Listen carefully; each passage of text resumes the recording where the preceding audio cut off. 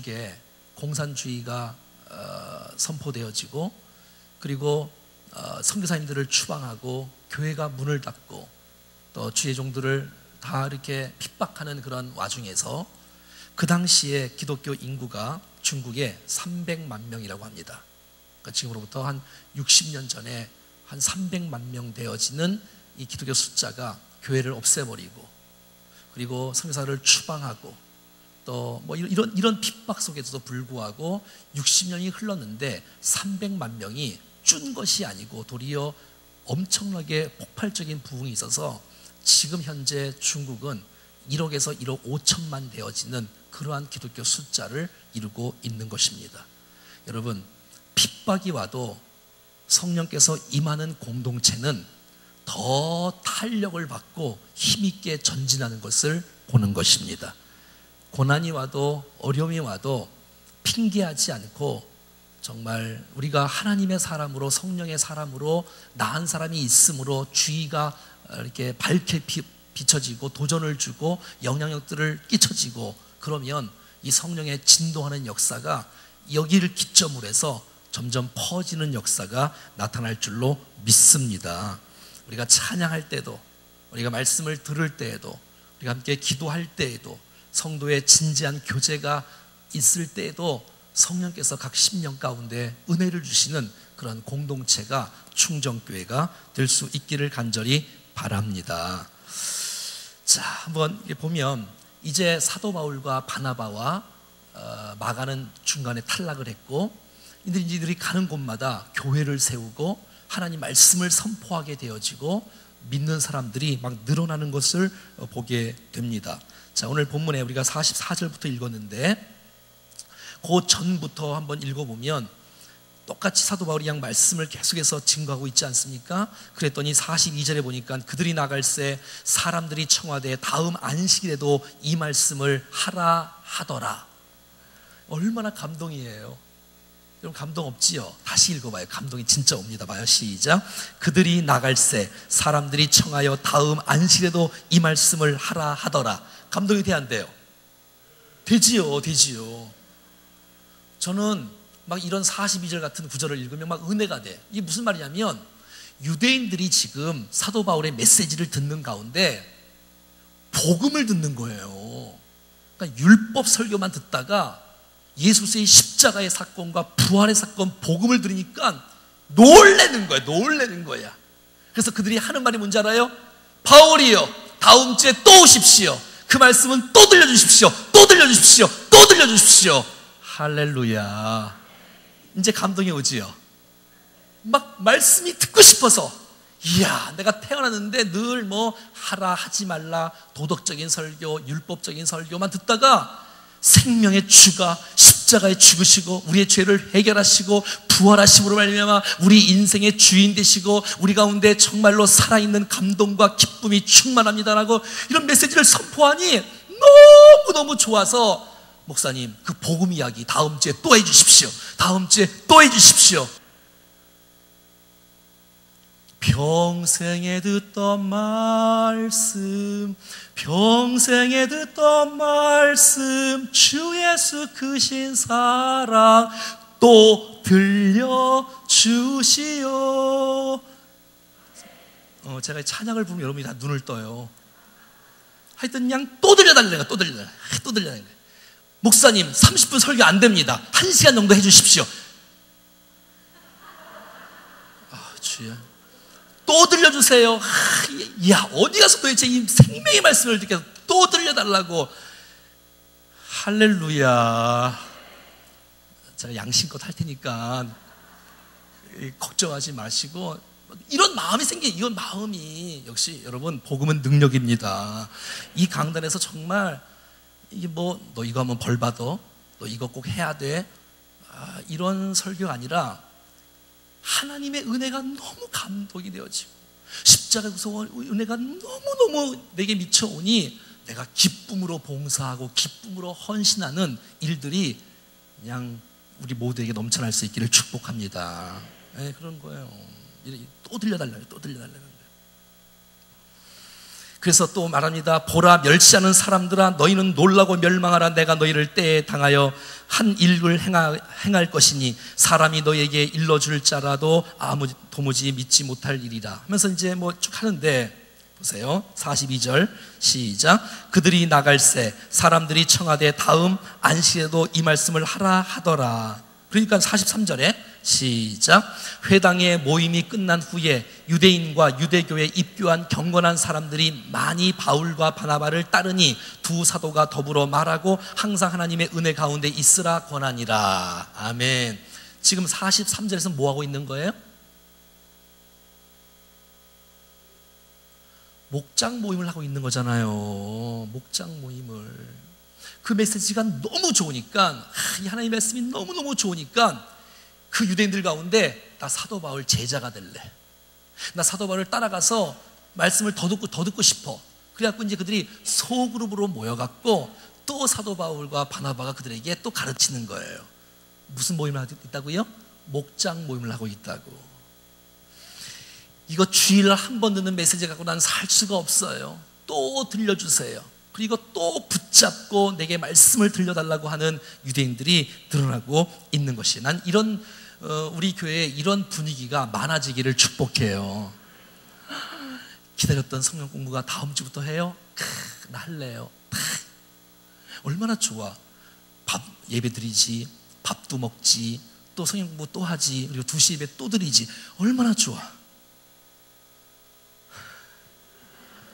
그냥 그래서 또 모여서 목장별로 또 모여서 또 말씀을 또 나누고, 이 얼마나 감동적인 이야기입니까?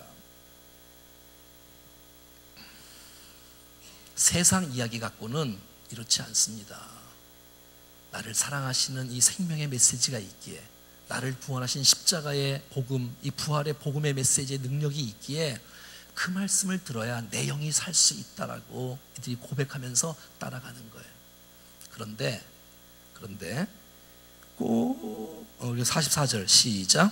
그 다음 안식일에는 온 시민이 거의 다 하나님의 말씀을 듣고자 하여 모이니, 그러니까 말씀이 너무너무 보이니까 막 이 평일날도 그냥 막 새벽 예배도 와서 말씀 듣고, 막 수요 예배도 말씀을 듣고, 막 금요일날도 와서 말씀을 듣고, 막 너무 좋으니까. 그리고 그 다음날 날은 이 동네 사람이 다 온 거야. 할렐루야. 내가 말씀을 들으니 너무 좋으니까 다른 사람을 모시고 오는 거야. 그래갖고 함께 더불어 큰 은혜를 경험하는 축복의 날이 되었던 것입니다. 여러분, 그러고 싶지 않습니까? 여러분, 이 은혜를, 이 감격을 나 혼자 누리면 너무 안타깝잖아요. 내 가족들, 우리의 친척들, 우리의 이웃들, 친구들과 함께 거의 다 와서 하나님 말씀 막 듣는 거예요. 너무 좋다. 너가 충정교회 한번 예배 한번 와볼래? 함께 찬양하고 함께 말씀 듣고 함께 기도할 때 정말 주님을 더 많이 깊이 경험할 수 있는 이 놀라운 축복의 기회, 이 충정교회, 우리 교회예요. 할렐루야. 그런데 꼭 삐딱선을 타는 사람이 있어. 45절 시작. 유대인들이 그 무리를 보고 시기가 가득하여 바울과 말한 것을 반박하고 비방하거늘. 왜 이러지요? 꼭 삐딱선을 타는 사람이 있어요. 다 은혜를 받으면 얼마나 좋아. 막 사모하는 마음이 있고. 그런데 꼭 유대인들은 그 무리를 보고 시기하는 사람들이 있어. 생각해봐요. 여러분, 유대인들이 시기할 만해요. 왜냐하면 그 유대인들이 회당에서 유대인들의 지도자들에게 통해서 늘 율법 설교를 들었단 말이에요. 근데 갑자기 바울에게 기회를 줬더니 바울이 하나님의 복음을 증거하는 거예요. 그러니 유대인들이 이제는 뭐 랍비나 이 서기관, 제사 이런 사람들 말고 사도 바울의 설교를 또 듣기를 원하는 거예요. 그것도 한두 사람도 아니고 그냥 수백 명이 우르르 가는 거예요. 그러니 자기 자리가 뺏기잖아요. 여러분, 사람들이 다 삐지는 거 다 이거 뭐 큰일 때문에 삐지는 게 아니라 자기 자리 뺏길까봐 삐지는 거예요. 다 그런 거야. 다 그 자존심 때문에 다 싸우는 거야. 큰일 때문에 싸우는 게 아니고. 그래서 은혜 받는 사람이 있으면 꼭 비방하는 사람이 있어. 주여. 이게 또 비난하는 사람이 있어요. 막 시비를 걸고 그러니까 그 말씀이 틀려서가 아니라, 예? 그러니까 진리의 문제 갖고 싸우는 게 아니라 자기 인기 떨어질까 봐. 예? 백성들이 날 좋아해야 되는데 사도 바울을 다 좋아하니 이게 얼마나 이 마음 아픈 일이에요. 우리 속 좁은 사람 되지 말고 마음 넓은 사람 됩시다. 인사 시작.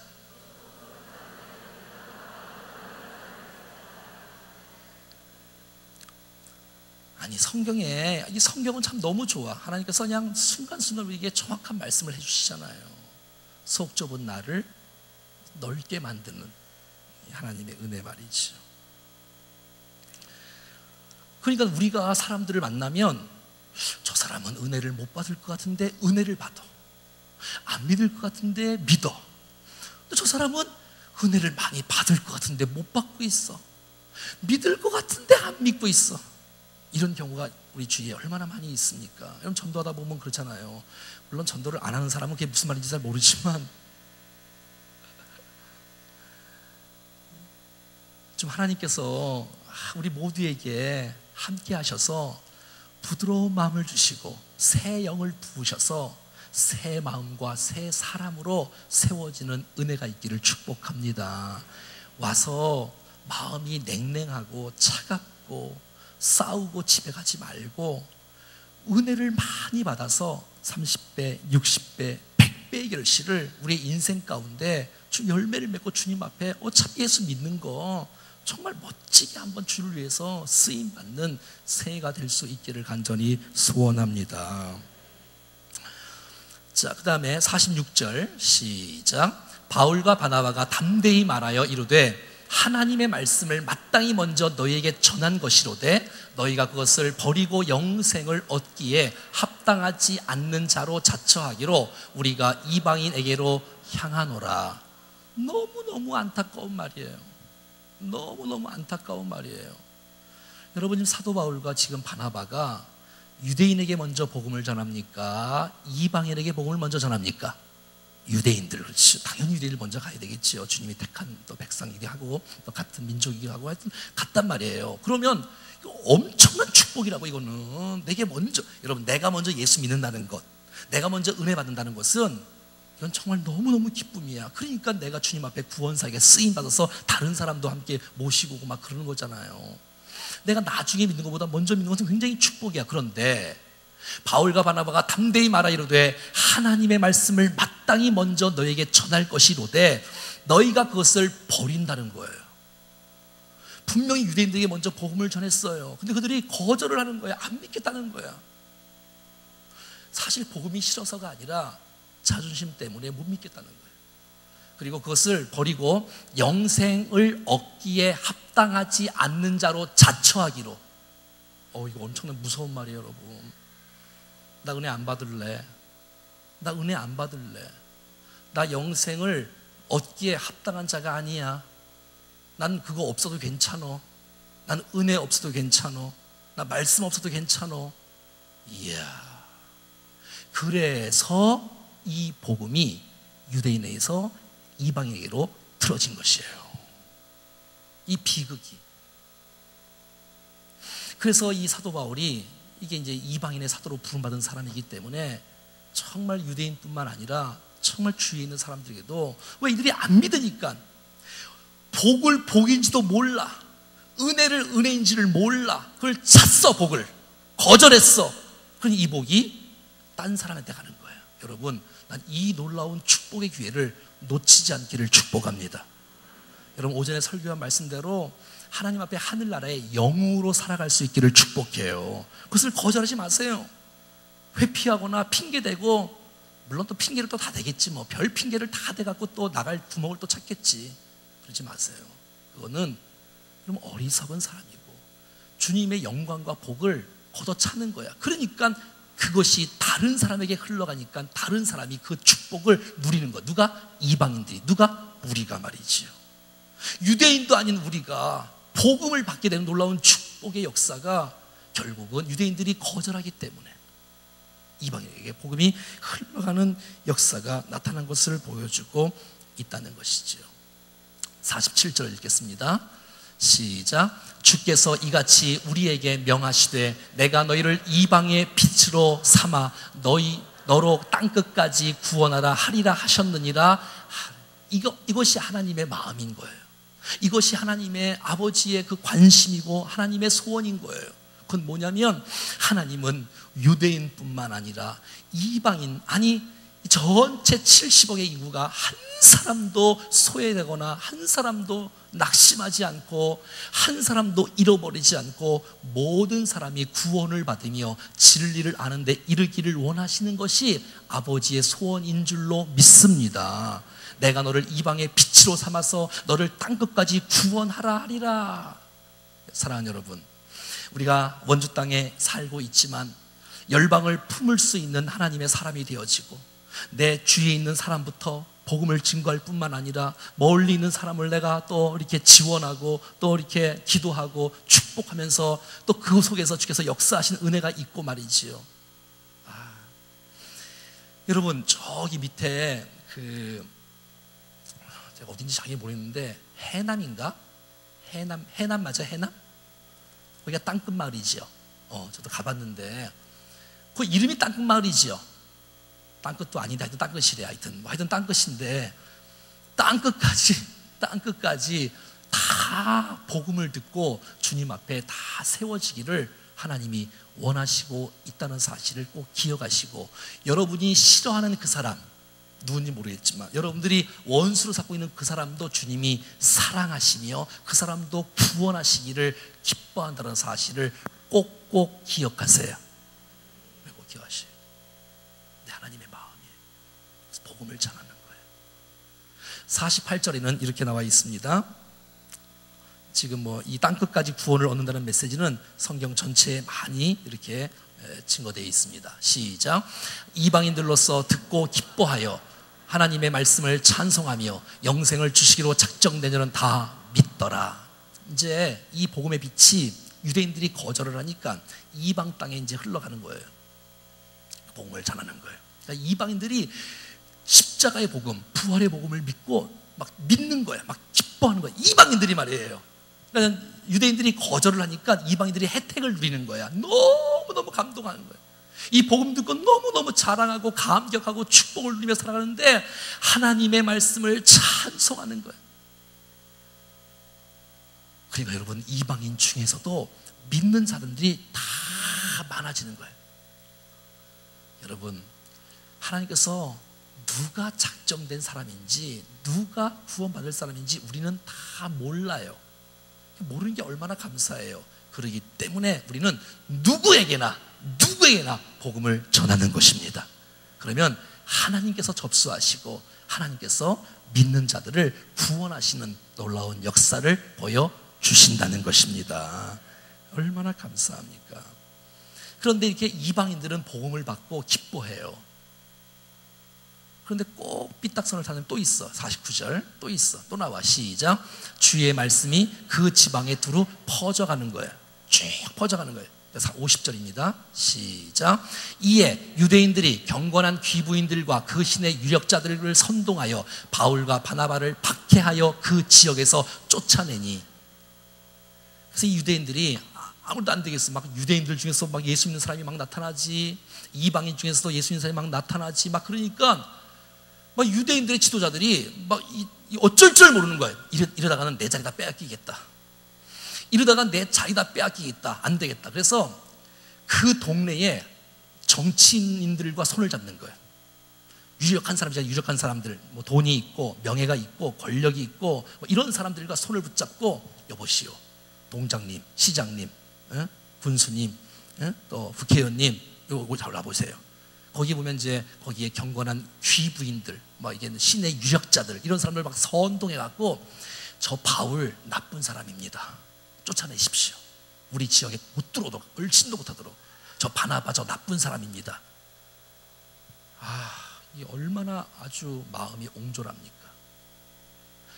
자기 인기 떨어진다고 없는 말 만들어서 저 사람 쫓아낸다는 거예요. 저 나쁜 사람이라는 거야. 그리고 그 지위 높은 사람 있잖아요. 지위 높은 사람들, 이런 사람들과 결탁을 하는 거예요. 왜 그렇게 인생을 그렇게 살지요? 옆에 인사해. 당신은 안 그럴 거지요? 시작.